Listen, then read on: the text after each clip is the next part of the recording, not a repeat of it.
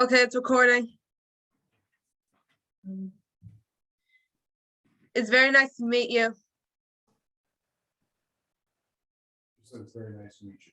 Oh, hello, it's very nice to meet you. Your name Shelby? Yes. Okay, well, it's very nice to meet you, Shelby. First, I just want to say thank you for your service during World War II. Okay, that's many thanks for you. I appreciate it. Appreciate the kind words. Thank you. So one, is it okay if you could describe your life before you entered the war? You go ahead with whatever you want. Yeah. No, she's asking you. She's going through the questions. Oh, So describe your life before the war. oh, all right. My life before the war. Mm-hmm. Well, I grew up during the Great Depression in the early 20s. You can't believe how tough it was. Gasoline was 15 cents a gallon. I lived in a 4-room shack that my father built. We had no electricity, no telephone, no running water, no toilet. We had an outside toilet and a Surivor catalog for toilet paper, but kerosene lamps for lighting at the house in the night. And we had 2 wood stoves, one for cooking and one for to heat the house. We had no telephone. For my first 8 years, I walked 1 mile to school. Wow. When I started high school, I was transported to Newcastle, a small town 7 miles away. I was transported in a green 1927 Model A Ford truck. Had wooden benches down each side for seating. Was covered on the sides with canvas curtains. And you can imagine how cold it was inside with those curtains flapping in the breeze. Mm.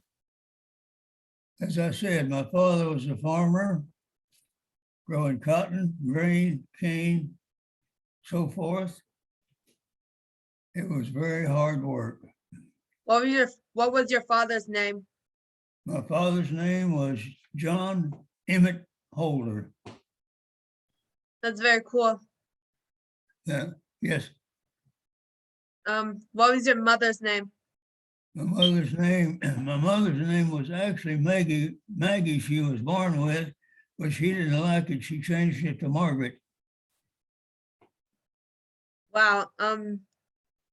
Did you have any siblings? No, no siblings. I'm the only one. So were you drafted or did you volunteer in the military? When I volunteered, there was no such thing as a draft. That started after the war started. I joined April 24, 1940.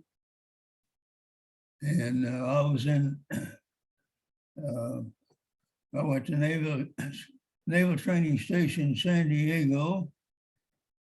Spent, actually, I'll explain it here. When I got to, I got sick in my travel from Dallas, my train ride from Dallas to San Diego. There was a gentleman seated next to me that kind of took care of me.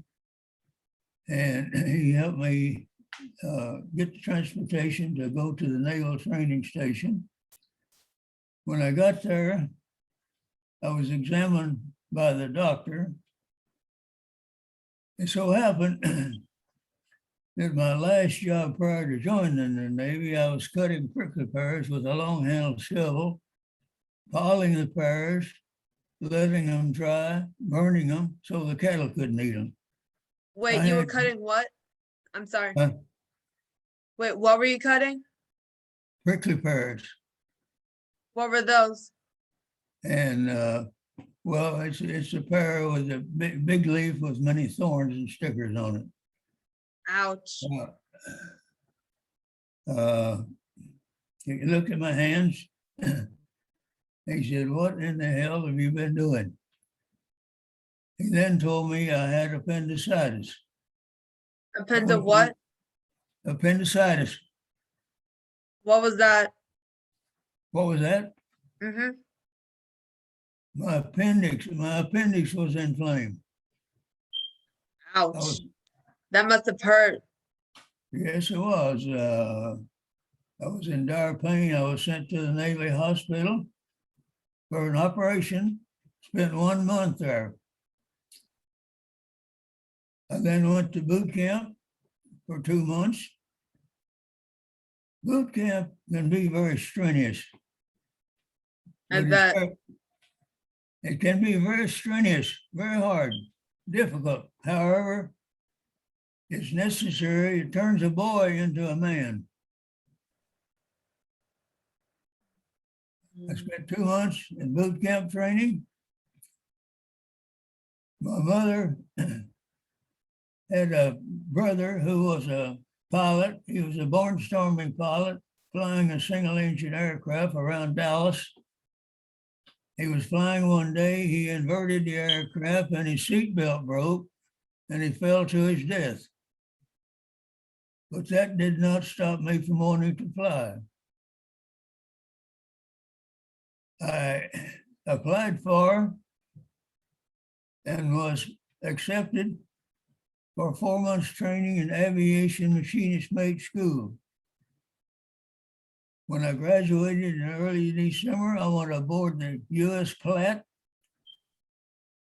a tanker, Navy tanker loaded with 6 million gallons of fuel oil, headed for Pearl Harbor. I arrived in Pearl Harbor December the 12th and was transported to Fort Island. Fort Island, if you don't know, is a small island right in the center of Pearl Harbor. There's 2 seaplane squadrons there. I joined VP 23. These were seaplane aircraft that were built primarily for search and rescue. And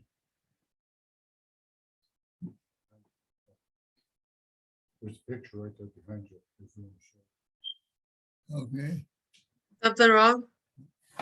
Oh, my aide here was to tell me something. If you move to the side, you'll be able to see the plane he was on. It's in a picture behind him. If Oh, I you- see it. Yeah.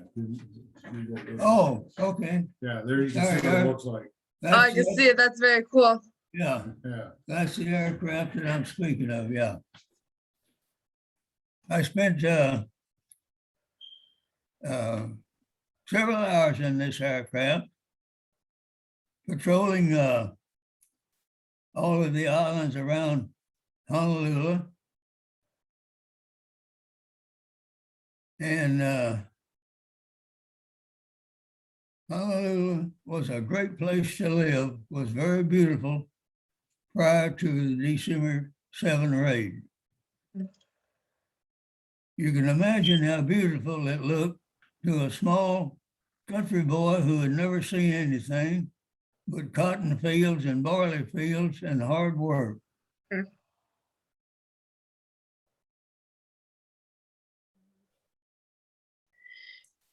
Can I you had the describe? duty- Oh, sorry. I had the Sorry, duty. continue. I had the duty that day on December the 7th.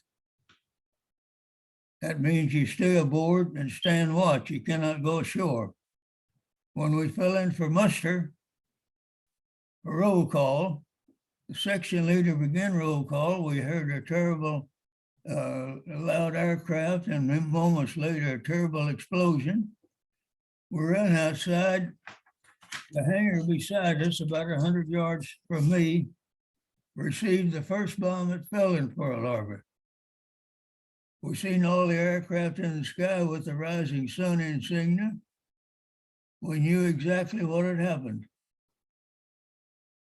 One of my shipmates remembered there was a sewer line behind our hangar Mhm. under construction.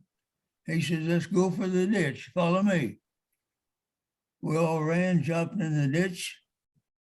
One of the Japanese pilots seen us. He strafed the ditch with machine gun fire, missing us by probably 3 feet. He hit the dirt piled up beside the ditch. This was a two-way attack, of course, if you're not aware. First one at 8 o'clock was 183 aircraft. The second one, which came an hour and 15 minutes later, was 163 aircraft. When I came out of the pit, I don't remember how long I was in there, but I could look down Battleship Row and see all the destruction that had just happened. The battleship Arizona, Nevada, West Virginia, Tennessee, Maryland, Utah, California, and the Oklahoma, which turned turtle up. That means it turned 180 degrees. The keel of the ship was now up. You like turned up and sank down? That's right. And of course, there's a lot of seamen trapped in the ship. But I seen devastation that I'll never forget. Seamen jumping from their ships, jumping in water that was covered with oil and on fire. Many of them died in the water. Some of them died when they reached the beach. Some made it. That must have been a terrible sight. It was terribly sad, a terrible sight. I'll never forget it. When the raid first started, martial law was declared all over the islands. A complete blackout existed all over the islands. And late in the afternoon, machine gun pits constructed from sandbags were set up all around Fort Island. And I, along with 2 shipmates, manned one of the pits for 3 days and nights. We had no idea where the Japanese fleet was or if they planned on returning. But every ship noise and every aircraft noise we heard, we knew that it was them coming back. Fortunately, that didn't happen.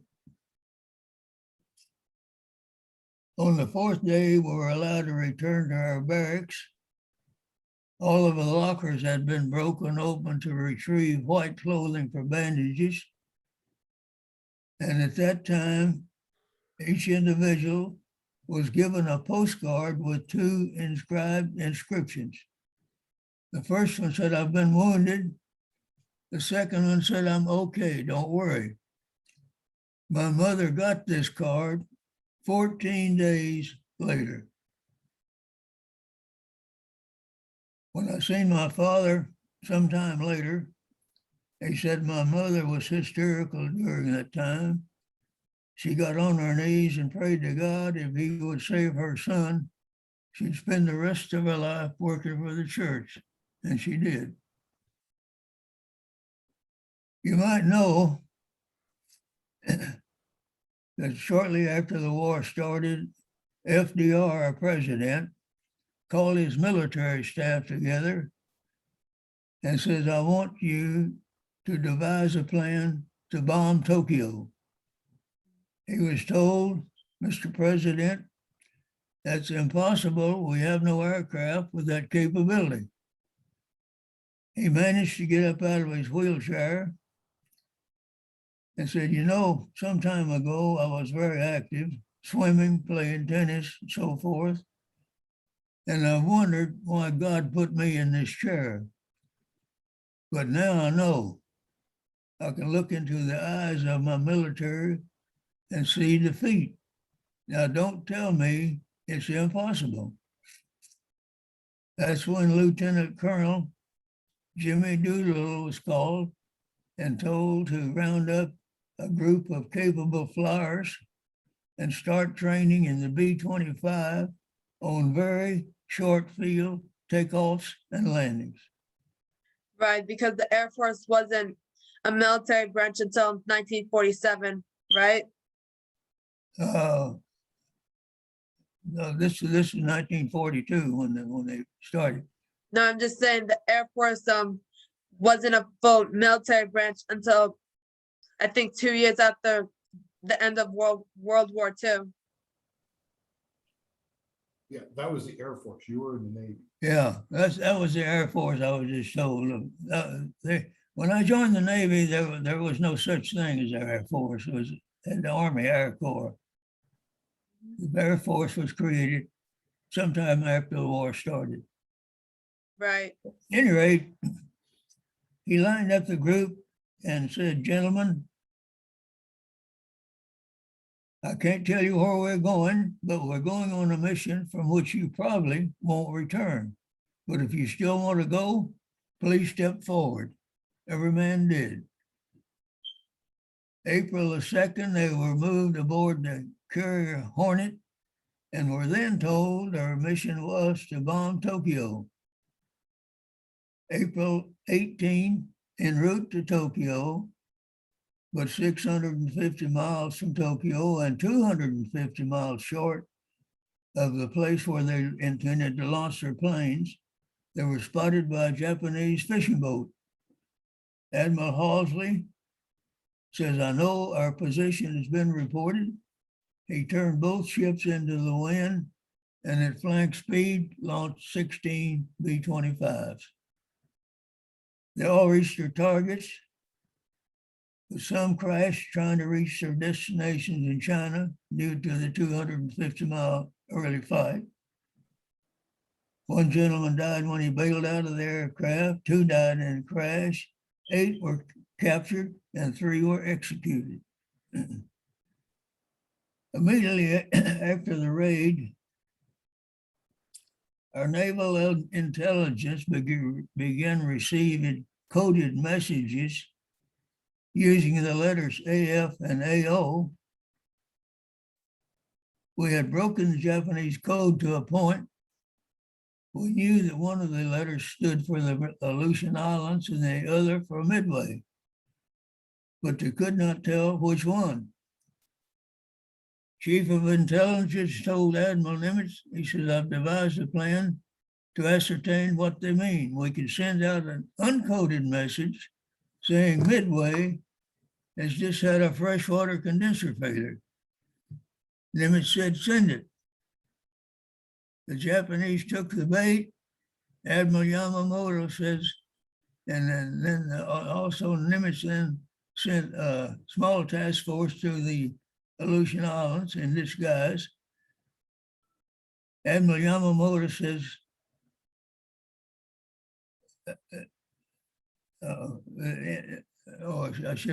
anyway, I go back. The Japanese then sent out a coded message saying AF has just had a freshwater condenser failure. Admiral Yamamoto says American forces are moving towards the Aleutian Islands. Will now take Midway. Nimitz then sent the rest of the fleet to Midway, positioning all the carriers in one location and the rest of the fleet in another. And my squadron, BP-23, left Pearl Harbor from Midway April 26, 1942, began the search for the Japanese fleet. On June the 3rd, we found them, 450 miles northeast of Midway, moving towards Midway under a weather front. We reported their position and returned to Midway. June the 4th, they struck Midway, 6 o'clock in the morning. So happened that the Marines stationed on Midway had 27 Brewster Buffalo fighters. They sent 27 aloft and only 7 returned, and they were damaged beyond further flight. For the first 2 hours, we were definitely losing the battle. We had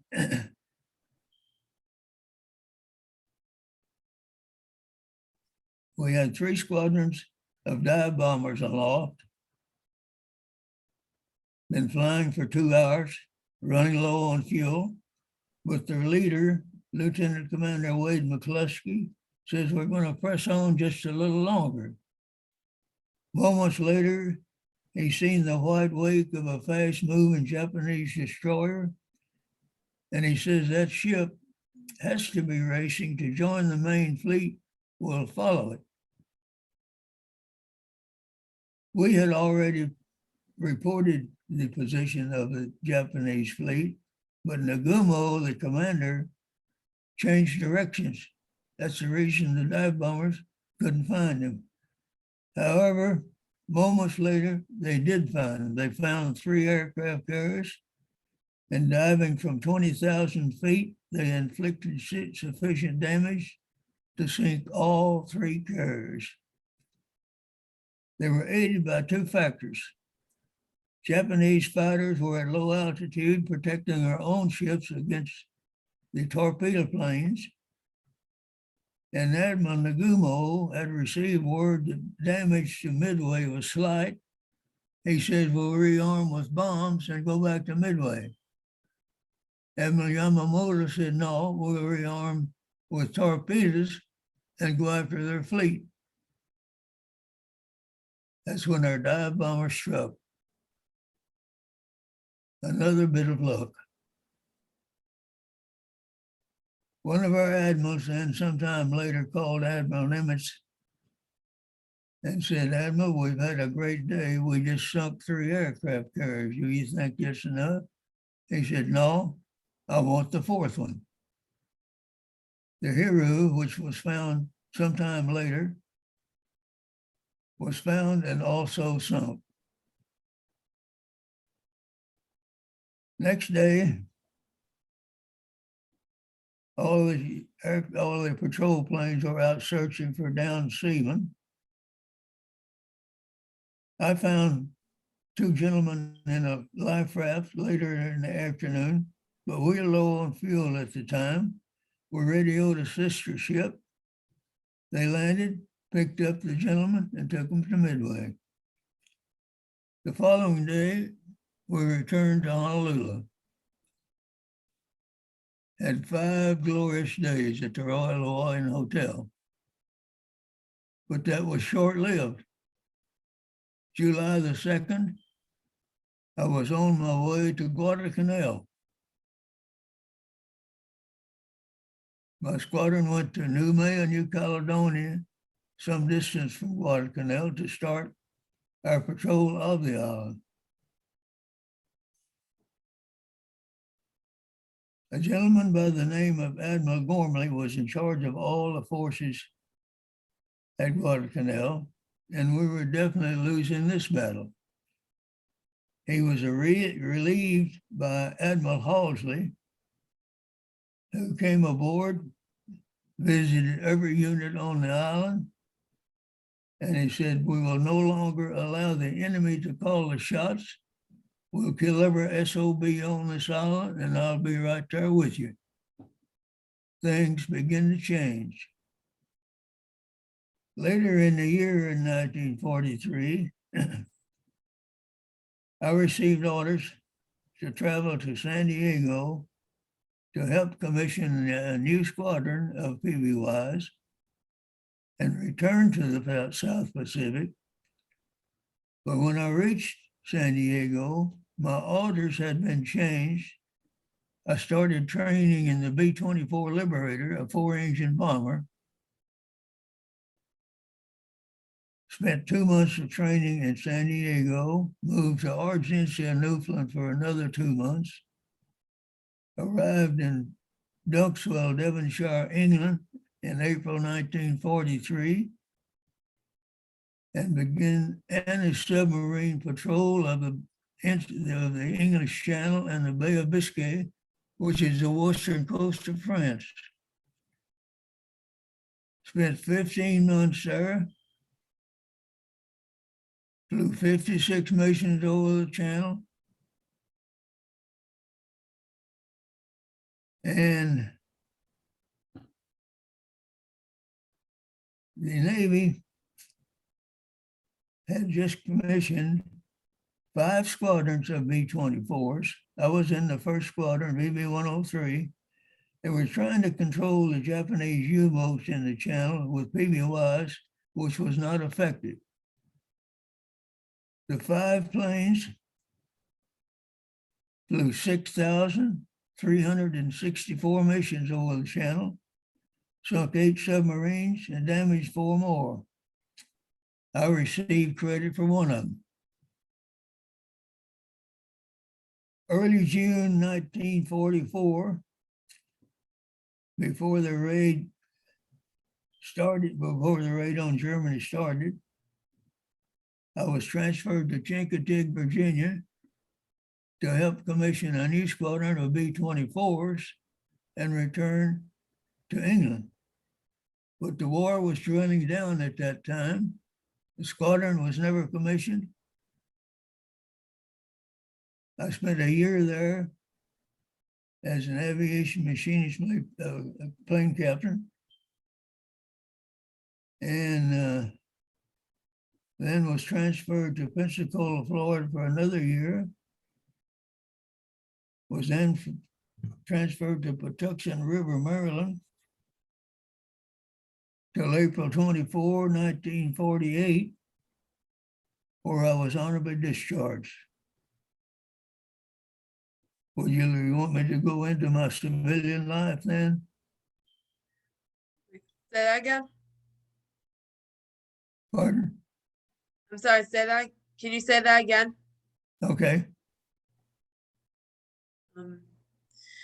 Anyway, what was your life like after the war ended? What did I do after? Like, describe your life after the war ended. Okay. I went to Brandon Airways in Dallas, spent 2 years there, went to school, got my flight engineer, got my civilian engineer's rating.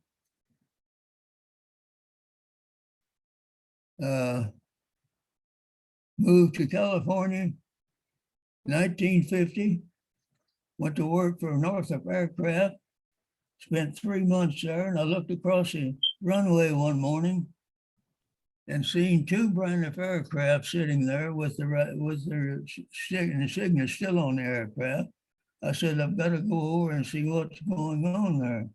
I went over and met the owner of what was Los Angeles Air Service, charter airline. I was hired on the spot as a flight engineer. And 3 months later, we were told by the owner of the squadron that all flight engineers had to get their pilot's license and an instrument rating so they could double as co-pilot. I started my training. 6 months later, I had both ratings, my pilot's license and an instrument rating. I then was restored to flight as a co-pilot. Spent another 7 years there as co-pilot. Charter airline, for your information, it has no regular schedule. It doesn't fly the same routes all the time. You fly on a charter. You might be going to Germany this month, Japan the next month. At any rate, as I said, was restored to flight there. One Sunday morning, the owner of the squad or the airline secretary called me and she said, Jack, we better start looking for a job. Kurt, who's the owner of the airline, he said they just sold all the aircraft. I immediately went to work for Union Oil Company of California as a corporate pilot. Spent 10 years there. It was a wonderful job. But after the 10 years, my wife told me, she said, I'd like for you to quit flying. You've been flying long enough. That was a mistake that I made. I still miss it. At any rate, I left the company, went to work for what was then called Air Research Aviation, which is now Honeywell. Spent 20 years with Honeywell.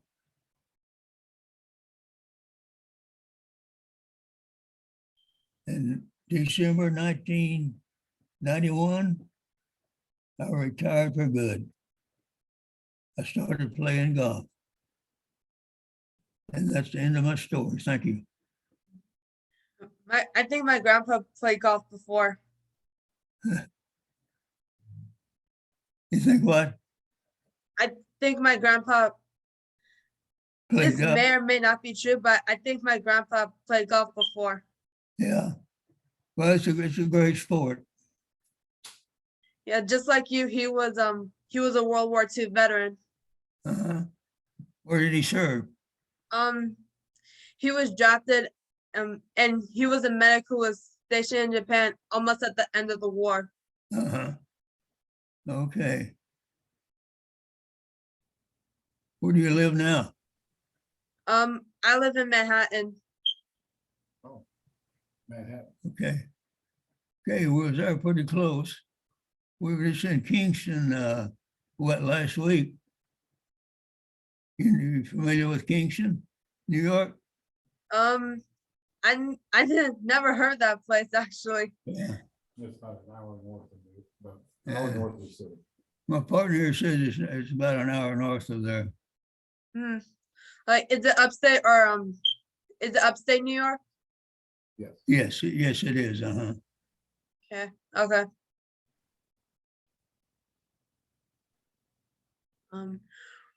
Were there any ceremonies that you went to honoring World War II veterans like yourself?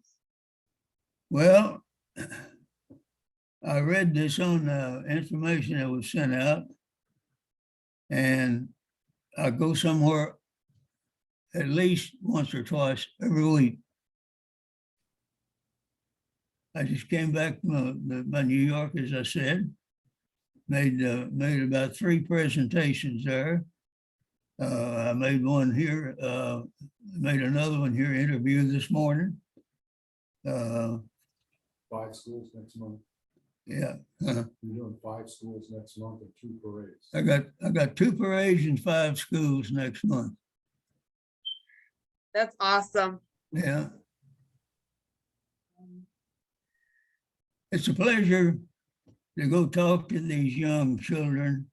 When they enjoy it, it's a great pleasure to me.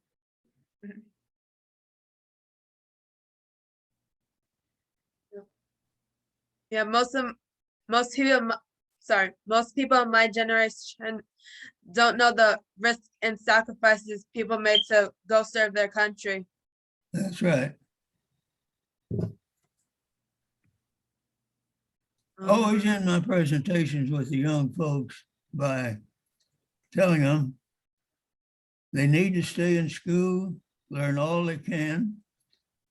I tell them education was not as necessary when I grew up as it is today.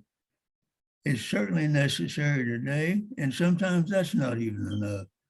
However, they need to stay there, and they need to remember that they live in the greatest country in the world. It's not always right, but it's still the greatest. Yeah, land of the free and home of the brave. Yeah. So I learned on Best Defense Foundation's website, I learned that you're going to Pearl Harbor for its 80th anniversary. I'm scheduled to go back December the 2nd to Pearl Harbor for all of the affairs there. It's a 9-day trip. That's awesome. Yeah. I wish I could go. I don't know how many of us are going, but I'd like to find out how many surviving Pearl Harbor survivors there is, but there's no way we can do it. Yeah. A lot of the gentlemen are bedridden or, you know, incapable of traveling, so. You Yeah, can't and go- or passed away. Yeah, that's right. Yeah, a couple of months ago, I learned that Stu Headley, one of the Pearl Harbor survivors, passed away from COVID. Yeah, yeah, that's right. Yeah, yeah, yeah, just like you, I also want to interview him. Yeah. Um, Okay, what else can I tell you? hmm. Earlier this morning, I saw that you were asking people to send birthday cards for your 100th birthday. Is it okay if I could send you a card? She wants to send you a birthday card. Oh, by all means, that'd be wonderful. You have my address? No, I actually don't. I just have your phone number. Okay. Okay, my program manager then, Darlene, will take care of that for you. Okay, And any questions you got, also contact her. okay. So I think that's it. I'm gonna stop recording if that's okay. Okay.